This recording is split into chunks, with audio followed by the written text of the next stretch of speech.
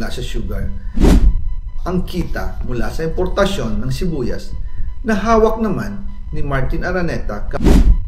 Tinawagan daw siya ni First Lady Lisa Marcos at ipinapatigil ang investigasyon. Sa First Lady Lisa Marcos mismo ang may hawak sa mga rice importers. Dahil pala sa dami ng SOP at remittance na ipinapasa sa bawat transaksyon. Ang pinakamakapangyarihang pamilya pa mismo ang sangkot sa ganitong sistema.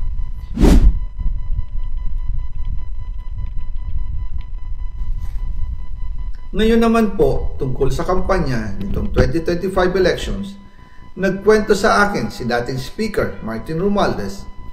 Kinausap daw siya ni PBBM sa Tacloban para tumulong sa gastusin ng mga kandidato mula national hanggang local candidates. Ang sagot ni Speaker, naibigay na niya ang SOP collections sa Bureau of Customs na umabot sa 11 billion pesos. Dagdag pa dyan, may 9 billion pesos collection mula sa sugar na ayon mismo sa kanya ay pinaghahatian lang ng 5 kumpanya para makontrol nila ang presyo ng asukal sa merkado. At iba pa ang kita mula sa importasyon ng sibuyas na hawak naman ni Martin Araneta, kapatid ni First Lady Lisa Araneta Marcos. Kung matatandaan ninyo, noong 2022, nagkaroon po ng investigasyon sa Kamara na pinangungunahan ni Congressman Toto Swansing dahil sobrang taas ng presyo ng sibuyas. Umabot ng 600 pesos kada kilo. Gayong dapat ay nasa 80 pesos lang. Doon lumabas ang pangalan ni Martin Araneta bilang isa sa mga nasa likod ng kontrol sa importasyon ng sibuyas. Pero hindi po natuloy ang investigasyon. Ang sabi ni Speaker, tinawagan daw siya ni First Lady Lisa Marcos at ipinapatigil ang investigasyon. Kaya walang natuloy at walang naparusahan. Dahil pala, kontrolado ng kapatid ng First Lady ang importasyon ng sibuyas. Ganito rin po ang nangyari sa bigas. Noong April 2023, nagsimula nang tumaas ang presyo ng bigas. Kaya iminungkahi ko kay Speaker Martin Romualdez na kung pwede ay mag-angkat tayo ng 13 million metric tons para sa buong taon. Ang layunin ko po ay mapababa ang presyo ng bigas sa 22 pesos kada kilo. Pero hindi po ito inaprubahan ng Pangulo noong sila ay nasa Clark.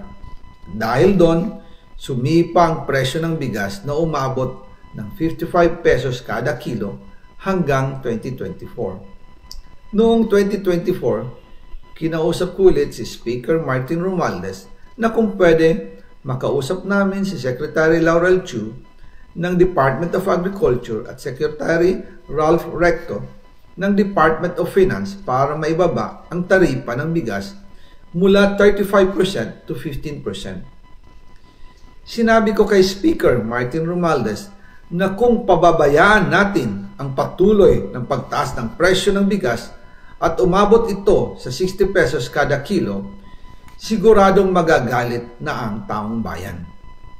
Posibleng magrevolusyon na ang mga tao at tiyak na maapektuhan dito ang mga kandidato ng administrasyon sa 2025 elections.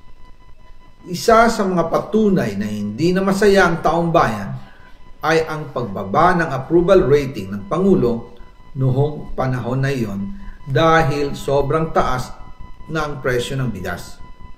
Nangyari po ang meeting at halos inaabot kami hanggang alas 2 ng umaga, nakikiusap, nagpapaliwanag. Buti na lang, matapos ang matagal na negosasyon, pumayag din sila. At di nagtagal, inanunsyo na rin sa publiko na ibaba ang nangbuwis sa bigas. Ngunit, matapos ang 4 hanggang 6 na buwan, hindi pa rin bumababa ang presyo ng bigas. Kahit ibinaba na ang taripa nito, kaya iminungkahi ko kay Speaker Romualdez na magpatawag ng investigasyon tungkol sa bigas sa pamamagitan ng Quinta Committee hearings. Habang iniimbestiga nito ng Quinta Committee na pinamumunuan ni Congressman Joey Salceda, bigla na lang itong pinahinto ni Secretary Kiko Laurel Chu matapos niyang ipakita ang isang confidential report. Nakasaad dito na si First Lady Lisa Marcos mismo ang may hawak sa mga rice importers.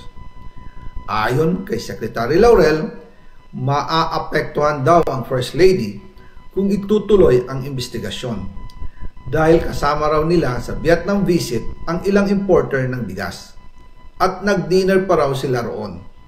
At nung araw din yun, tumawag si Congressman Sandro Marcos kay Speaker Romualdez upang ipatigil ang House investigations tungkol sa bigas as instructed ng Pangulo.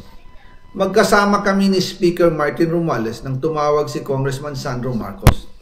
Dumating din si Secretary Laurel Chu sa Manila Polo Townhouse at doon siya pinagalitan ni Speaker dahil inilabas niya ang confidential report na nagdidiin sa First Lady sa issue ng rice smuggling. Humihingi ng paumanhin si Secretary Laurel Chu at sinabi niyang, "Pasensya na, masyado akong naive." Doon namin naintindihan kung bakit. Kahit ibinaba na ang import tax ng bigas mula 35% to 15%, ay hindi pa rin bumababa ang presyo sa merkado dahil pala sa dami ng SOP at remittance na ipinapasa sa bawat transaksyon. Dagdag pa po, maraming importers ng isda ang nagrereklamo dahil kontrolado ito ng kaunting kumpanya lamang. Wala naman daw tax sa importation tuwing lean season, pero kahit ganoon, hindi pa rin sila nabibigyan ng permit to import. Ang makaunting kumpanya na ito lang ang nabibigyang permit to import. Dahil dito, kontrolado din ang presyo ng isda at ito din ang dahilan kung bakit mataas ang presyo ng galunggong. Mga kababayan, hindi dapat naghihirap ang Pilipinas. Hindi dapat ganito kamahal ang mga pangunahing bilihin tulad ng bigas. At higit sa lahat, hindi dapat nagugutom ang mga Pilipino. Wala silang malasakit sa taong bayan, lalo na sa mga mahihirap. Inaabuso ang kapangyarihan, nagiging negosyo ang pera ng taong bayan. Masakit man tanggapin, pero ito ang katotohanan.